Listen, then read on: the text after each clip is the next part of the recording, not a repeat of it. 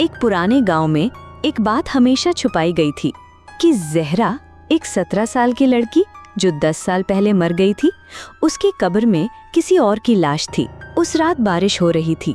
गांव के कब्रिस्तान के पास एक औरत चीखती हुई भागी, कब्र में कोई है, अंदर से आवाज आ रही है।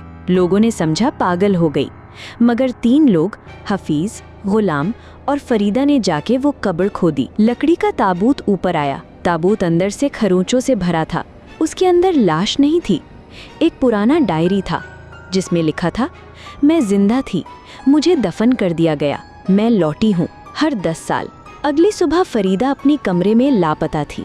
उसका बिस्तर गीला था, जैसे किसी ने अंदर घुसकर उसे खींच लिया हो। कोई निशान नहीं था, सिर्फ ताबूत की एक लकड़ी उसके बिस्तर पर। दूसरी रात हफीज ने देखा, उसके कोर्टयार्ड में ज़हरा खड़ी थी, आंखें पूरी सफ़ेद, पैर मिट्टी से भरे। उसने कहा, तुमने मुझे जगाया, अब तुम भी आओ। अगले दिन हफीज भी गायब था। गुलाम ने सीसीटीवी लगाया। रात 3:30 बजे कैमरा में एक औरत रात को कब्र से निकलती दिखाई दी। उसकी आवाज़ आई, मैं हर 10 साल उठती हूँ और किसी एक को अपने साथ ले जाती हूँ। अब गांव में लोग उस कब्र को चांदी की जंजीरों से बांध देते हैं, मगर आज 10 साल पूरे हो गए हैं। तुमने ये कहानी सुनी, अब तुम अगले हो।